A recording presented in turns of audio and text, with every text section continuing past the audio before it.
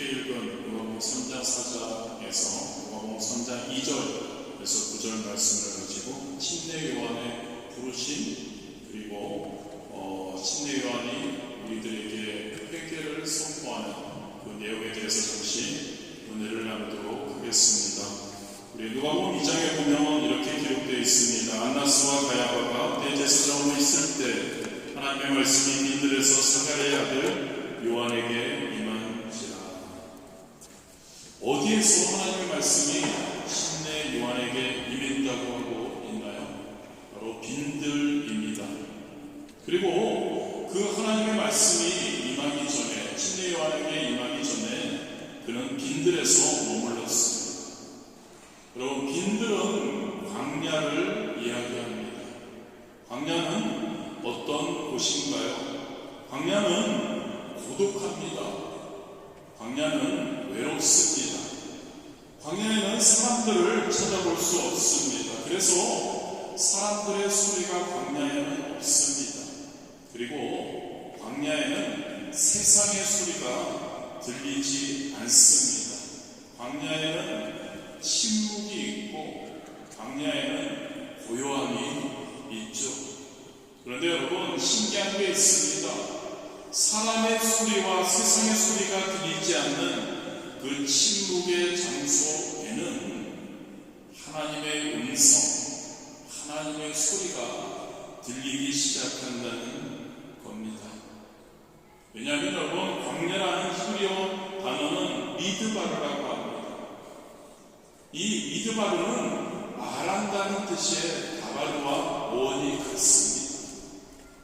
무슨 말이냐면 하나님은 화려한 궁전이나 안락한 집에서 말씀하시는 분이 아니라 광야에서, 빈들에서, 침묵 가운데 세상의 소리가 들리지 않는 곳에서 말씀하시는 분이라는 이야기죠. 그렇습니다, 여러분. 침례 요한에게 하나님의 말씀을 들을 수 있고 하나님의 말씀이 임할 수 있었던 것은 그가 빈들에, 자신만의 빈들을 가지고 있었기 때문에, 그가 빈들에 있었기 때문이라고 할 수 있습니다. 저와 여러분도 마찬가지입니다.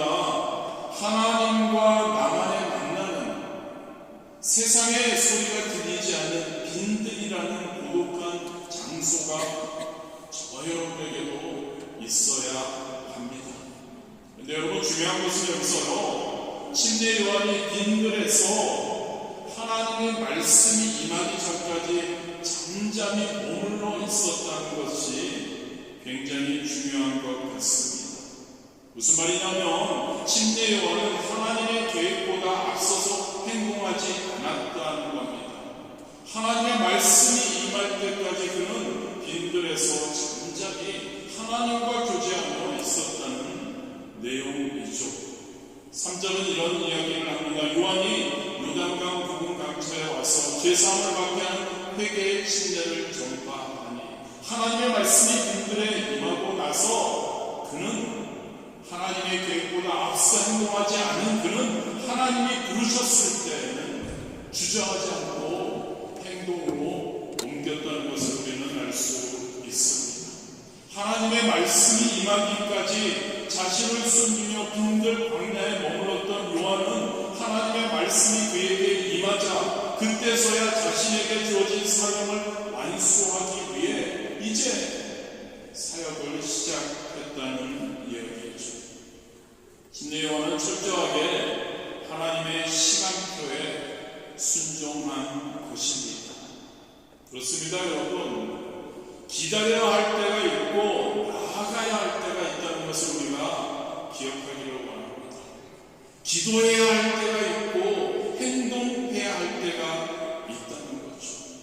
여기서 굉장히 중요한 것이 있죠. 또 그때 그 시간, 그 움직여야 할 시간, 내가 정하고 선택하는 것이 아니라는 겁니다. 출발을 알리는 총소리는 하나님께서 우리에게 들려주셔야 한다는 거죠.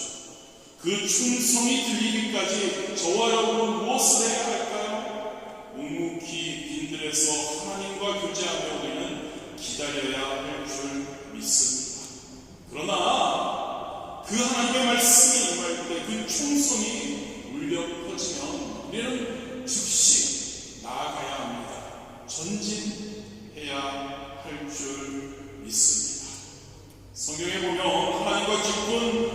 나누었지만 하나님이 정하신 시간보다 잠시 앞서 가려고 하다가 오히려 시간을 허비한 사람이 있죠.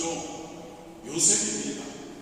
요셉은 술 맡은 관원장의 꿈을 해몽한 후에 당신이 복직한 후에 바로 왕에게 나의 억울함을 이야기해 달라고, 그래서 나를 빨리 풀어달라고, 은혜를 있게 해달라고 부탁을 합니다. 그런데 우리가 잘 알죠. 술 맡은 관원장은 2년이나 요셉을 기억하지 못했죠. 요셉은 하나님이 예비한 시간을 기다리지 못했던 겁니다. 결국 2년이 지난 후에 그는 하나님 외에 의지하려고 했던 모든 것은 다 허무한 것이라는 것을 깨닫습니다. 인간은 아니라는 거죠. 그리고 하나님의 시간을 묵묵히 기다리지 못하고 나의 시간에 맞추어서 누군가를 이용해서 움직이려고 했던 것, 결국 오히려 시간 낭비라는 것을 요셉은 분명히 깨달았을 겁니다. 여러분, 모든 영역에서요, 하나님의 뜻을 묻지 않고 하나님께서 움직이라고 말씀하시지 않는데도 나의 뜻대로, 나의 시간에 맞추어 내 마음대로 움직이는 자들이 저와 여러분이 되지 않기를 진심으로 바랍니다. 할렐루야. 하나님의 말씀이 임할 때 기도하고 하나님의 말씀을 읽으며 하나님께서 출발의 시간을 우리에게 주실 때 그때 움직이는 우리가 되기를 원합니다. 요셉을 통해서 하나님이 아닌 사람의 도움은 허무하다는 것을 기억하기 원합니다. 할렐루야. 사람은 도움이, 하나님의 역사심을 사람을 통해서 도움이 올 수는 있지만 우리가 그 사람에게 무엇인가를 원하는 것은 아니라는 거죠. 성도는 하나님입니다. 할렐루야. 성도는 무조건 하나님께서 나를 이끄시고 하나님께서 나를 인도하시고 하나님께서 나를 도와주신다. 믿는 저와 여러분이 되기를 진심으로 바랍니다. 두 번째로 회개에 대해서 한번 우리가 생각해 보기 원합니다. 회개와 구원의 관계에 대해서. 아까 함께 읽었지만 3절입니다. 요한이 요단강 북은 각처에 와서 죄사함을 받게 하는 회개의 침례를 전파하니, 빈들에 있다가 하나님과 교제하다가 하나님의 말씀이 임해서 하나님의 부르심을 받은 요한, 이제 요단강 부근에서 사람들에게 외칩니다. 죄를 용서받기 위해서는 회개해야 한다라고 외치고 있습니다.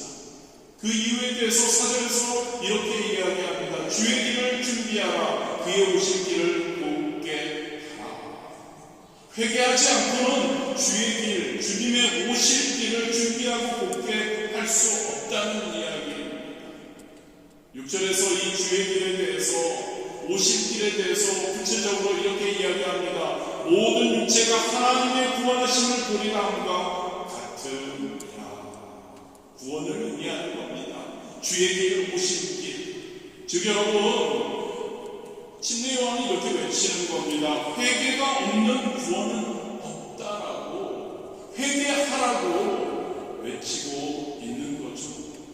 마태복음 3장 2절에 보면 침례 요한의 공생의 첫 메시지가, 잘 아시죠 여러분? 회개하라, 천국이 가까이 왔느니라. 마태복음 4장 17절에 예수 그리스도의, 예수님의 공생의 첫 메시지도 마찬가지입니다. 회개하라, 천국이 가까이 왔느니라. 마가복음 6장 12절에 제자들이 나가서 전파한 첫 메시지도 회개하라였습니다. 사도행전 3장 28절에 보면 오순절 마가다락방에서 성령의 신뢰를 받은 베드로의 첫 메시지도 마찬가지입니다. 회개하라. 여러분, 왜 침례 요한도, 우리 예수님도, 제자들도, 그리고 베드로도 회개하라고 외쳤을까요?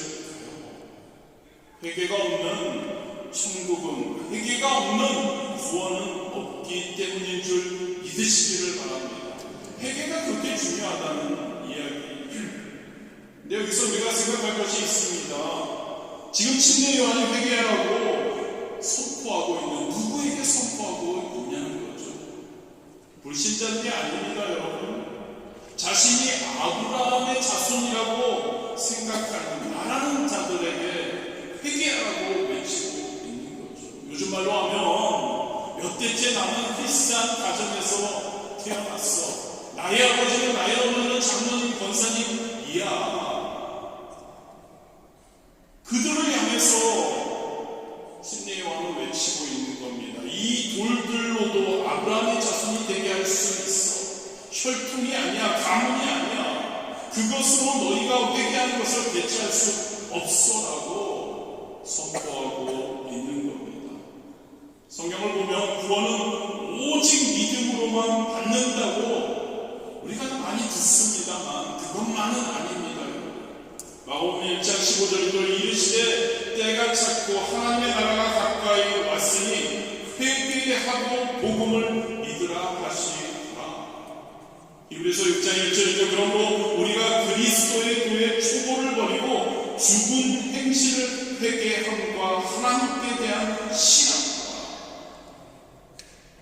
사도 바울도 고린도후서에서 말하고 있습니다. 비슷하게 말하고 있죠. 고린도후서는 우리가 잘 알다시피 불신자에게 쓴 사도 바울의 서신서가 아닙니다. 고린도 교회를, 그 성도들을 향한 그 서신서이죠. 그는 구원의 전제 조건으로 회개를 강조합니다.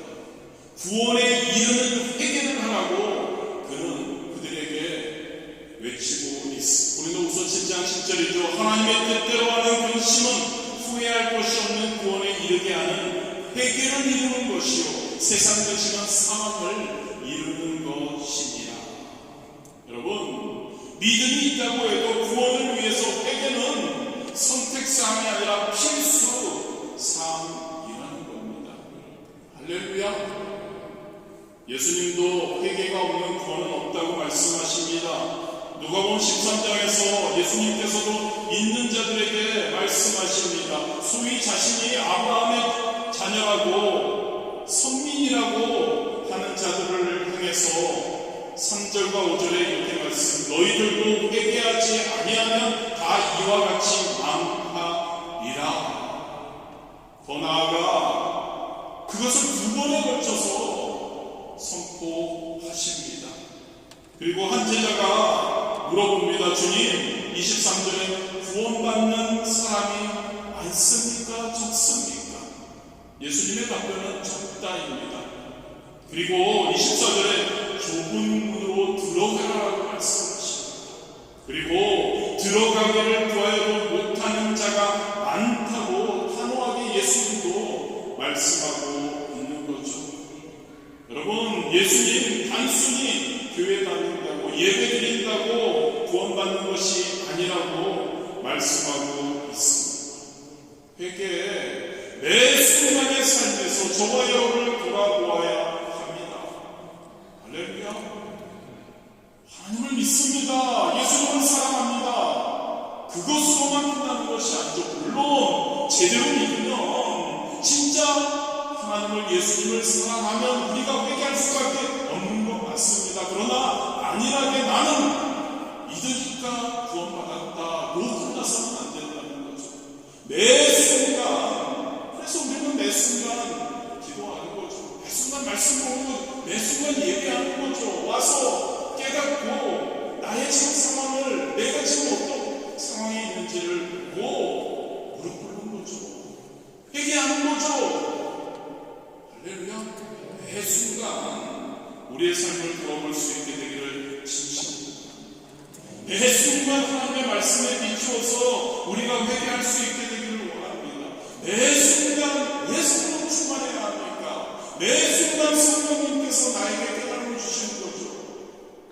지금 너 하나님이 기뻐하시는 삶을 살고 있니? 지금 너 다시 한번 너를 돌아봐. 지금 너 이것이 잘못되지 않느냐? 성령님께서 우리를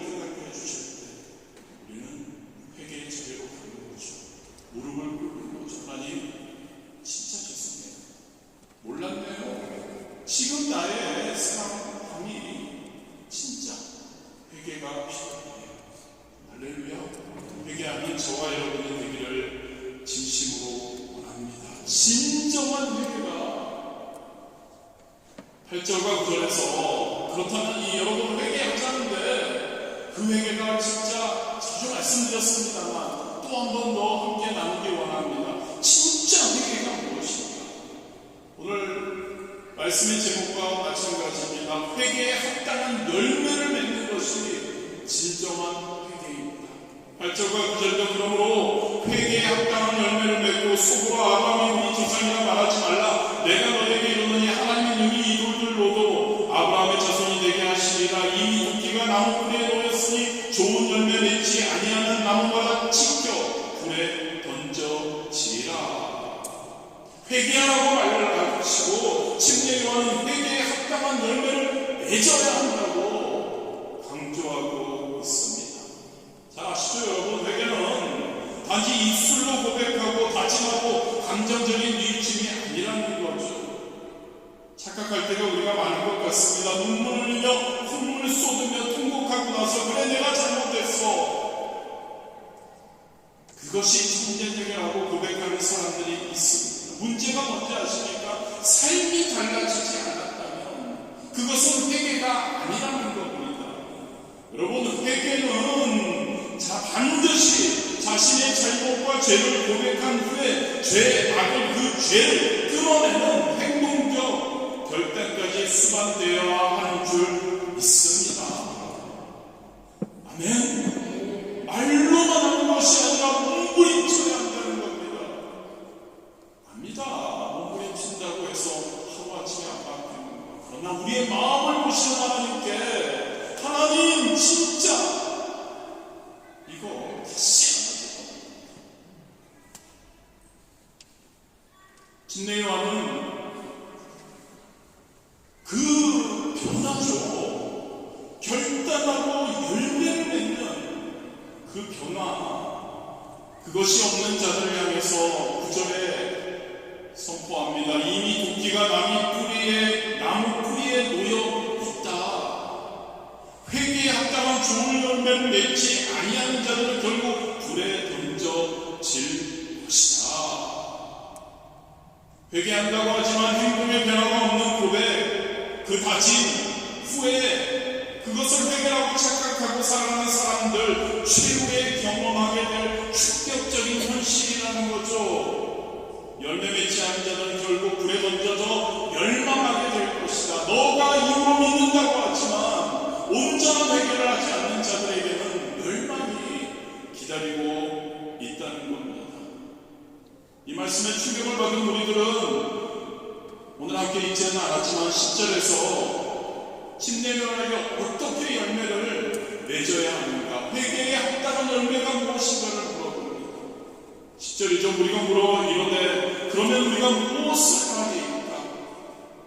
그러자 침례요한은 누가복음 3장 10절에서 14절에 회개에 합당한 열매의 의미를 이렇게 답해 줍니다. 옷이 두 벌 있는 자는 옷이 없는 자에게 나눠주어라. 먹을 것이 있는 자도 굶주린 자들에게 나눠주고 세리들은 부과된 것 외에는 추가로 세금을 거두지 말아라. 군인들은 사람에게 억지로 빼앗지 말고 거짓으로 그들을 고발하지 말고 자기 급료에 만족하라. 무슨 말인가요 여러분? 회개는 단순히 이론적으로 후회와 반성 그리고 성찰과 다짐이 아니고 회개는 삶의 현실에서 하나님을 기쁘시게 해야 한다는 겁니다. 행동이 실현되어야 한다는 겁니다. 구체적이어야 한다는 겁니다. 현실적인 행동의 변화가 회개라는 것을 기억하기를 진심으로 원합니다. 하나님 앞에 무릎 꿇고 하나님 잘못했습니다가 회개가 아니라고요. 물론 회개입니다. 그리고 나서 또 같은 것을 한다면, 하나님을 기쁘시게 하지 못하는 행동을 한다면 그건 회개가 아니라고요. 하나님이 인정하지 않는다고요. 그 죄의 사함을 받지 못한다고요. 할렐루야. 변해야 할 줄 믿습니다. 행동의 변화가 있어야 할 줄 믿습니다.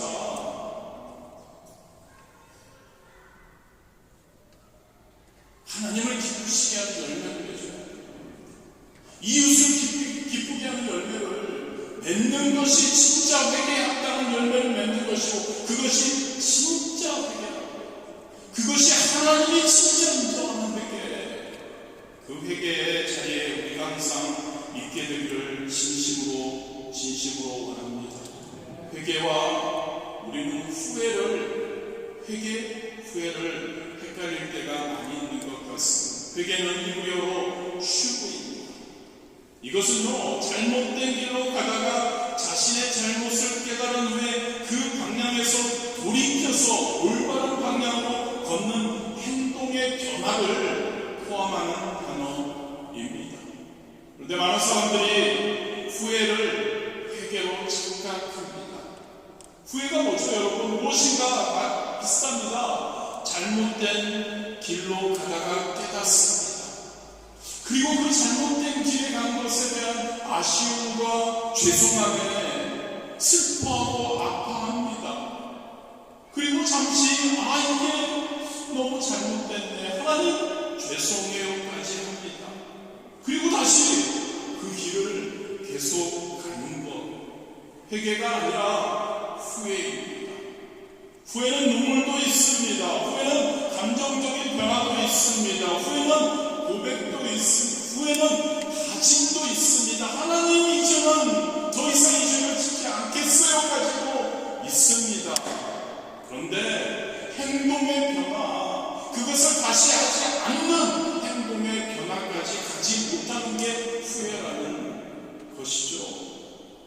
반복적으로 죄를 짓고 다시 회개하다가 자기가 진짜 회개했다고 착각하다가 어느 날 갑자기 하나님의 심판대 앞에 서게 될 때 내가 한 것이, 우리가 한 것이 회개가 아니고 후회였다고 가슴을 칠 수도 있다는 것을 우리는 항상 명심하게 되기를 진심으로 원합니다.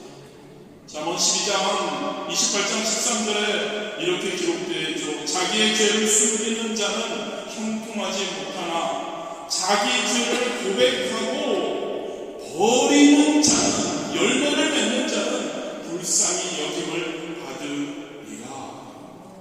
아멘. 자기의 죄를 숨기는 자는 형통하지 못하나 자기의 죄를 하나님께 고백하고 그리고 버리는 자는, 열매를 맺는 자는 불쌍히 여김을 받는다, 용서함 받는다. 할렐루야.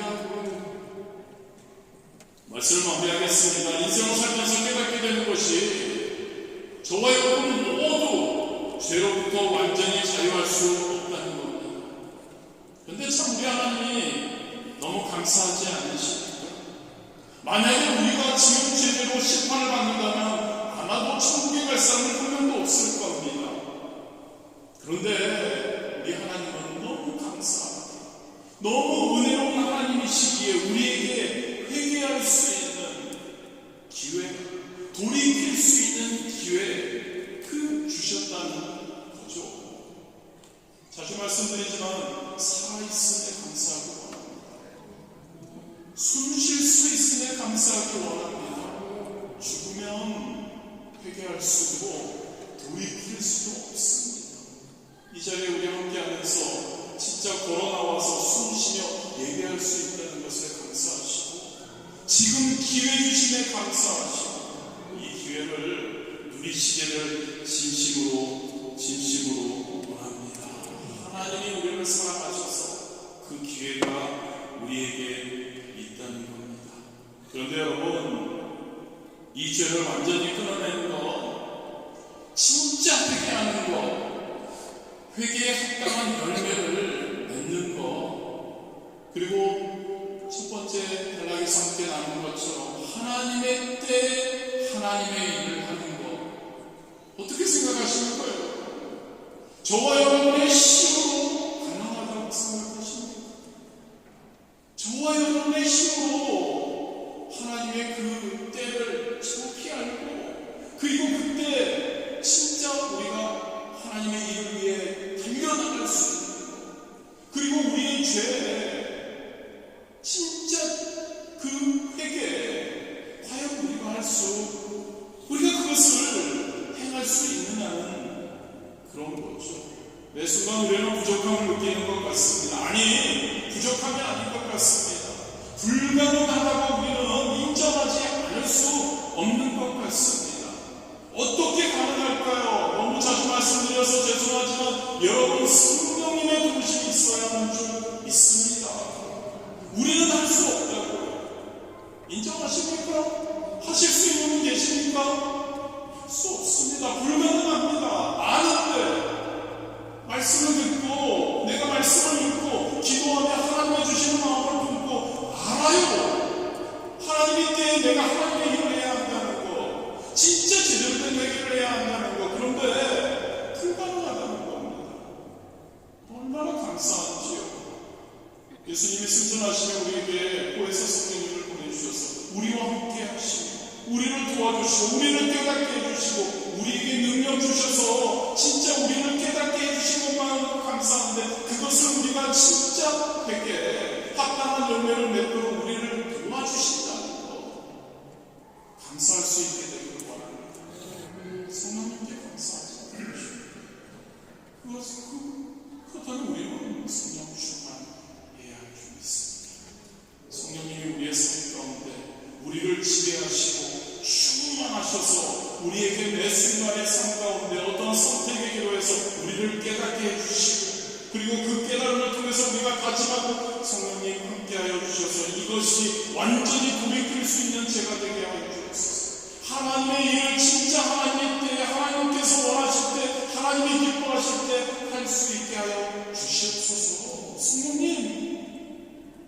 성령의 충만함을 매 순간 강구하는 저와 여러분이 되시고 그래서 진짜 여러분 행복한 그러한 성도의 삶 살아가는 저와 여러분 되시기를 진심으로